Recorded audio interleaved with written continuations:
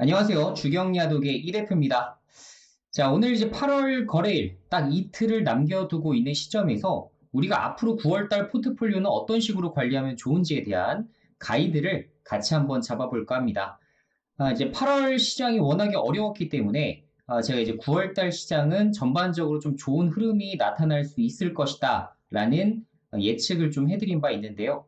제 예측대로 좀 시장이 움직여줬으면 좋겠고, 자, 말씀드린 대로 9월 달에 미국에서 금리 인상할 확률 자체가 상당히 낮은 상황이기 때문에 금리 인상에 대한 부분들을 좀 덜어내시고, 그리고 전반적으로 시장이 조금 더 다시 한번 반전의 기미를 나타낼 수 있는 방향으로 보시면 좋을 것 같습니다. 제가 일단 9월달 포트폴리오를 보는 관점은 일단 기본적으로 조선업, 그리고 2차전지, 반도체, 전력 인프라 이렇게 네 가지 섹터에 대한 부분들을 좀 설명을 드릴까 하는데요. 지금 조선업은 사실 제가 이렇게 조정을 받았을 때에도 이렇게 조정받을 종목, 섹터는 아니다라는 말씀을 드렸고, 사실 저 개인적으로는 이 바닥권에서 좀 상당히 좀 매집을 좀 해놓은 상황입니다. 그래서 이렇게까지 종목이 좀 빠질 수가 있나? 라는 생각이 들 정도로 호재는 가득했는데 오히려 악재 부분이 없음에도 불구하고 시장에 대한 조정을 같이 받아서 전반적으로 하락세가 꽤 짙게 나온 모습이라고 저는 판단을 좀 했습니다. 자, 그래서 사실 조선주를 제가 한 종목만 들고 있는 거 아니고 지금 섹터별로 지금 한 3, 4개 정도를 보유를 좀 하고 있는데요. 제가 이제 장기적인 관점보다는 좀 트레이딩 관점으로 좀 매수를 해놨기 때문에 어느 정도 올라왔을 때 좀 정리할 생각을 좀 가지고는 있습니다. 자, 팩트부터 좀 체크해보면 신조선가가 36주째 신고가 행진을 가고 있는 상황이에요. 자, 신조선가가 계속 올라가고 있다는 건 이렇게 지금 경기가 전반적으로 좋지 않음을 예상하고 있는 시점에서도 선사들이 너도 나도 지금 전반적으로 발주를 내고 있는 상황이라는 거예요. 자, 그래서 가끔 이제 조선업을 좀 잘 이해 못 하시는 분들이 이런 실수를 많이 합니다. 경기가 침체되면 조선업 수주가 굉장히 크게 이제 감소할 것이다라고 보고 있는 측면들이 있는데, 자, 제가 예전에도 한번 설명을 드렸지만, 이 선사 입장에서는 이 조선을 딱 수주해요.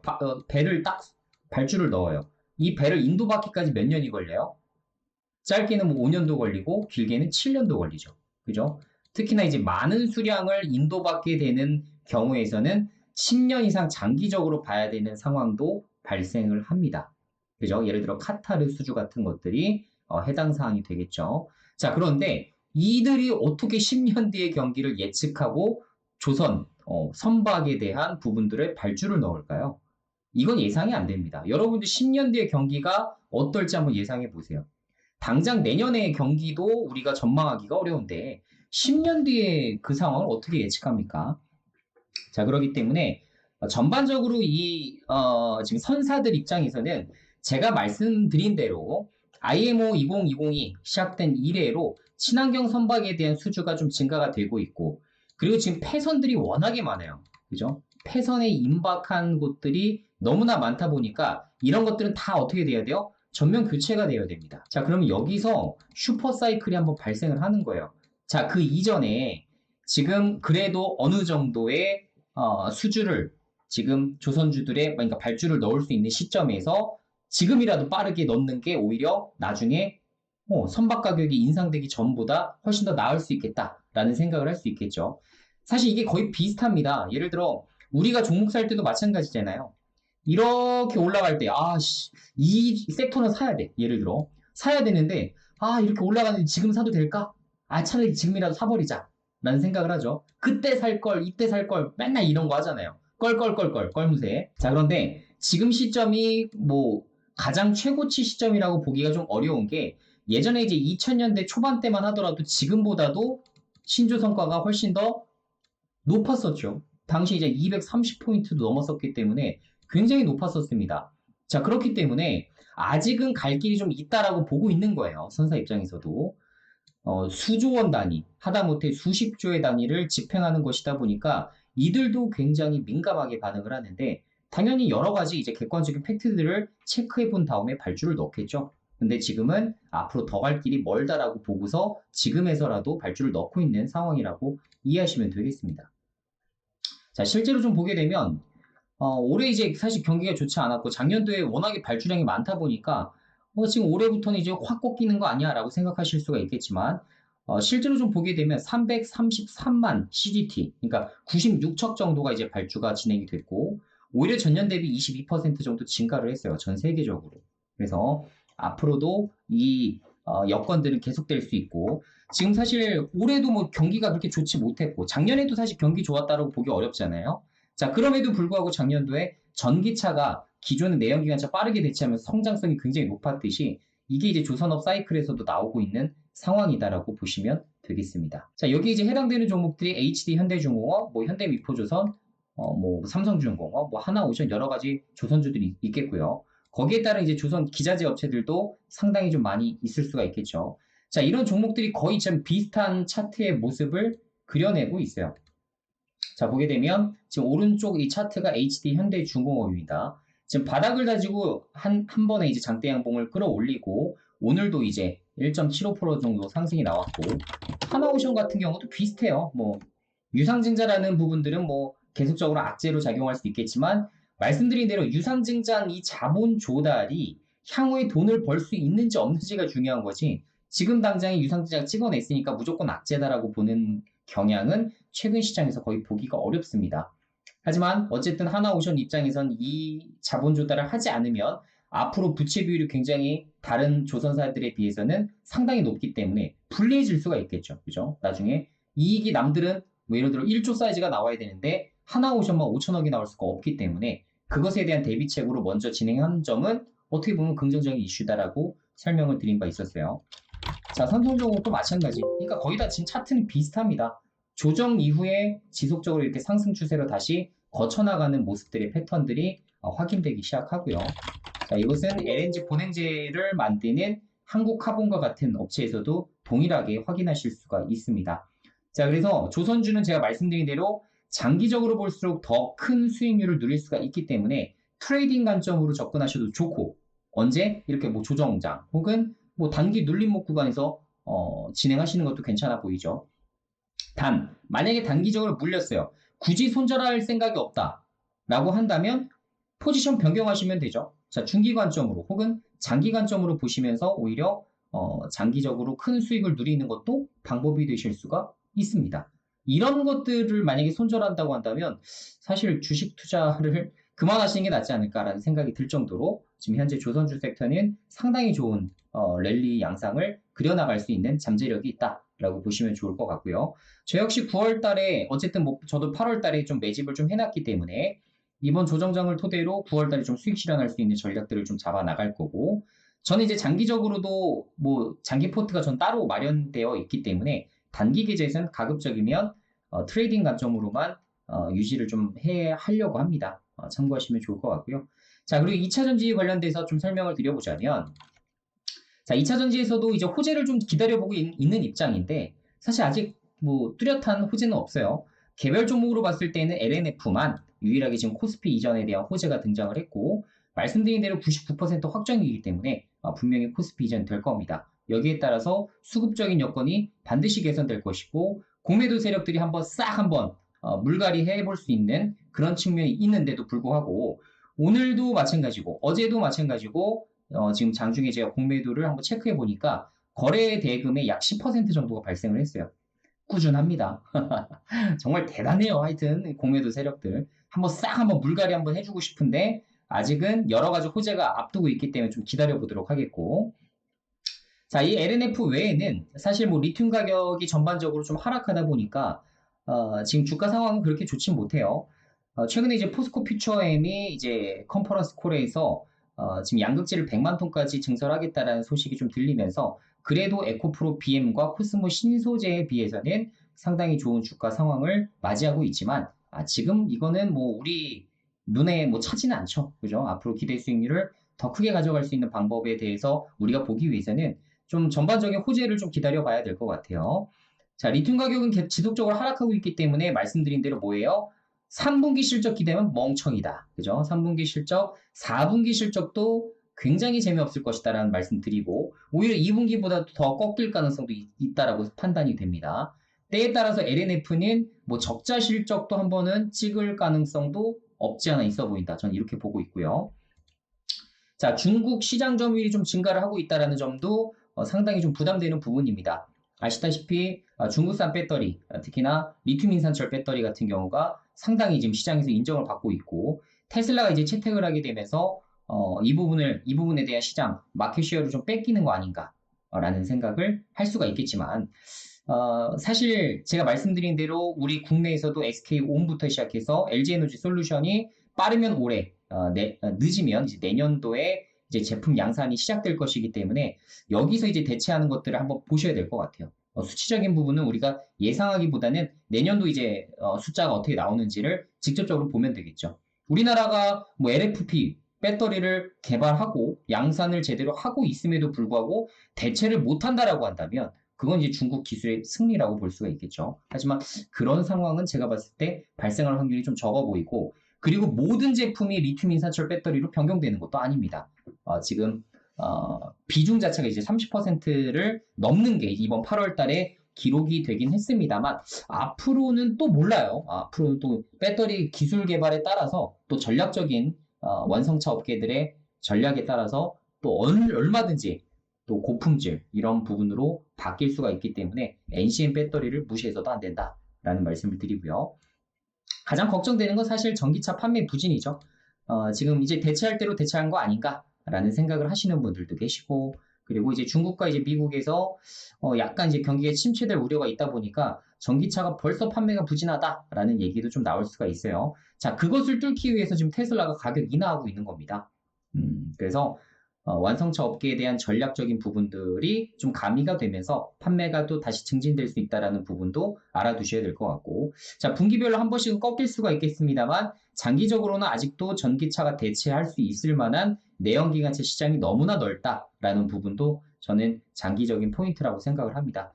자 어쨌든 어려운 구간을 들고 가려면 자 분기별로 지금 어려운 구간이 서서히 맞이하고 있기 때문에 이 어려운 구간을 돌파하려면 방법은 뭐예요? 전 무조건 종목들이 쌓여야 된다라고 생각합니다. 실적도 좋아야 되고 실적 대비해서 가격이 저렴해야만 우리한테 가격적인 메리트가 있는 부분이기 때문에 이것을 확인하셔야 된다라는 말씀을 드려보고요. 자, 세 번째 이제 반도체 얘기를 좀 해보자면 자, HBM 등 수요는 여전해요. 그렇죠? HBM 등 수요는 여전하고 지금 뭐 엔비디아도 막 이제 돈 싸들고 와갖고 이제 한국에 와갖고 하이닉스에 뭐라고 합니까? 빨리 좀 더 줄 수 있으면 빨리 우리한테 반도체 주세요. 지금 이러고 있죠. 그죠? 그래서 HBM 빨리빨리 주세요. 지금 수요가 너무 넘칩니다. 빨리빨리 증설 좀 하시죠. 이렇게 압박을 하고 있는 거예요, 사실. 그래서 하이닉스가 지금 이제 최대 대장주이고, 이어서 이제 이동주로 이제 삼성전자가 있고, 사실상 이제 마이크론은 시장 점유율을 거의 가져가지 못하고 있는 상황이고, HBM 기술력에서 상당히 많이 밀리고 있습니다. 그래서 당분간은 이제 하이닉스 위주의 이제 대장주 설정, 그리고 이후에 삼성전자가 쫓아가는 그림이 되어야 되는데, 지금 삼성전자가 못 쫓아가고 있죠. 자, 보시면 삼성전자 차트를 보면 못 올라가고 있잖아요. 그죠? 하이닉스는 보시면 어때요? 유지가 됩니다. 현상 유지가 되고 지금 보합권에서 계속 눌림목 한 번씩 주면서 다시 한번 급등. 이게 사실 단기 매매하실 때 좋으신 거잖아요. 볼린저 밴드라고 따지면 볼린저 밴드 하단에서 매수, 상단에서 매도, 매수, 매도, 매수, 매도, 매수, 매도 반복하는 거죠, 사실. 자, 그래서 어쨌든 단기 트레이딩 하기도 어떻게 보면 좋을 수 있는데 삼성전자는 또 얘기가 달라요. 자, 이렇게 지금 우하향하고 있습니다. 하다못해 지금 6만원 초반대까지 주가가 다시 한번 밀릴 수 있지 않을까? 5월 달에 그 극심한 공포가 다시 한번 시장을 사로잡진 않을까? 이런 생각을 하시는 분들도 상당히 많을 수가 있을 것 같아요. 자, 제가 말씀드리고 싶은 부분은 삼성전자가 뭐 6만원 이탈할 가능성 굉장히 적다라고 보고 사실 6만원 이탈하면 아무리 내가 단기 투자자라고 하더라도 매수를 해야죠.